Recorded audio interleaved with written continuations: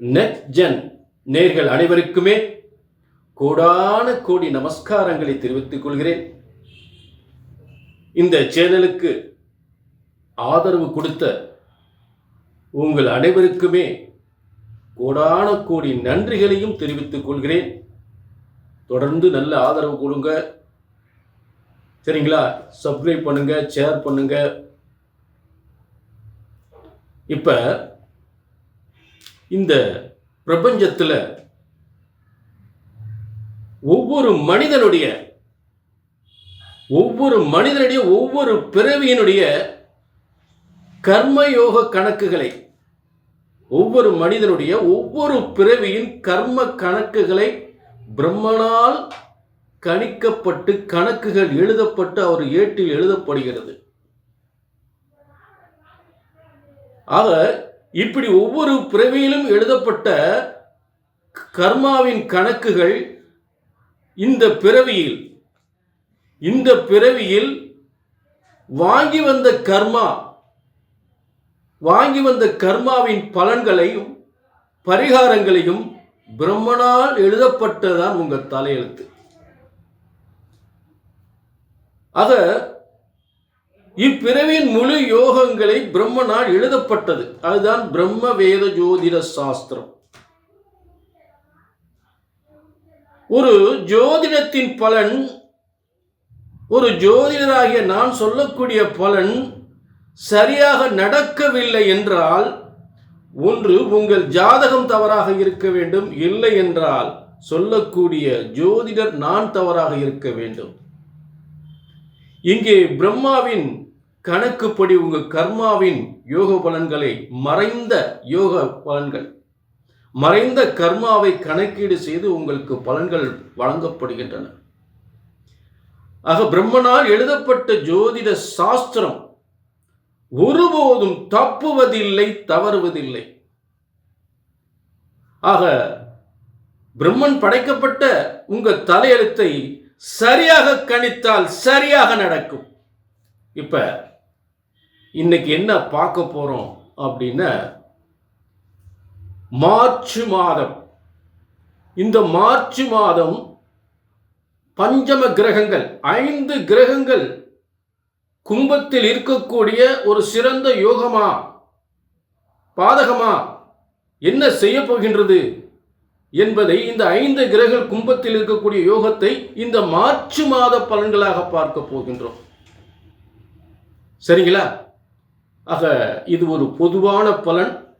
உங்க தனிப்பட்ட ஜாதகத்தை பார்க்கணும்னா அதுதான் உங்களுடைய கர்மா, அதுதான் பிரம்மன் எழுதிய கர்மா.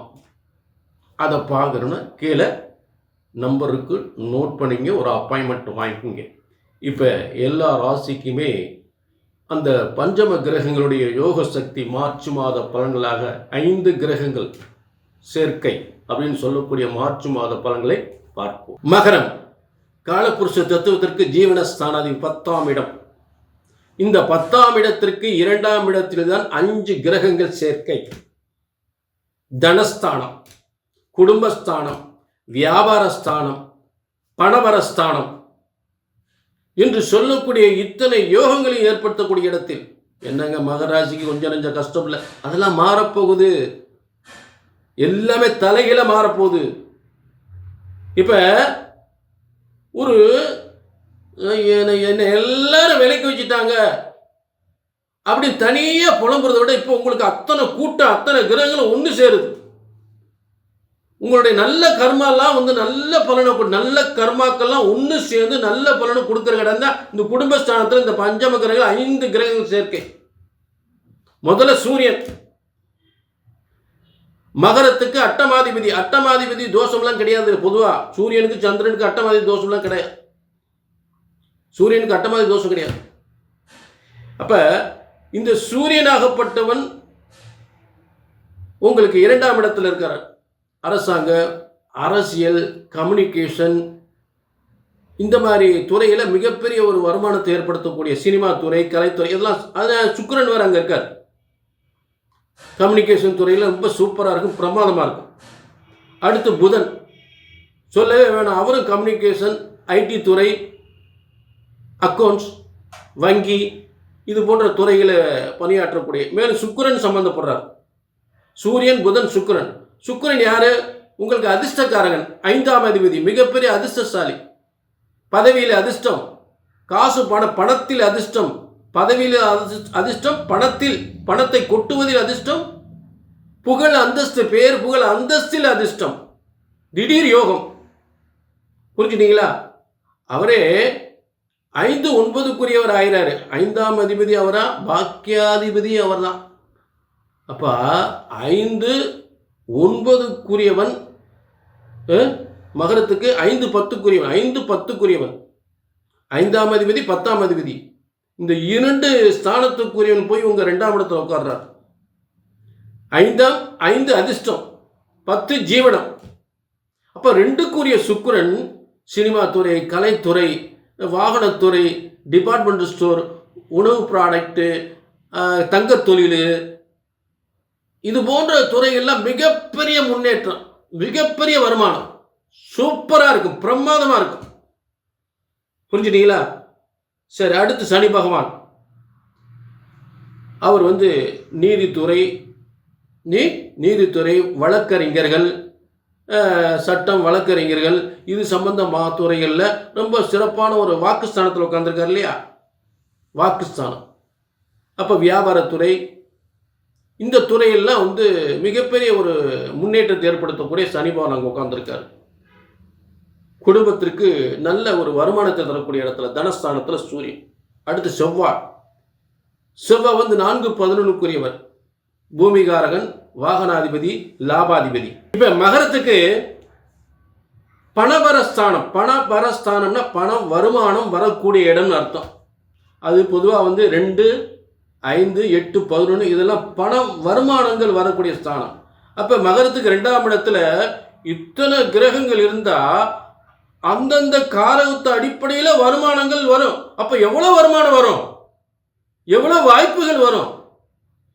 சூரியன் அரசாங்கத்தில், புதன் வியாபாரத்தில், கம்யூனிகேஷன்ல, சுக்கிரன் சொத்து பத்தில், பெண்களால, வெளிநாட்டால, வருமானத்தால, சனி நிர்வாகத்தால,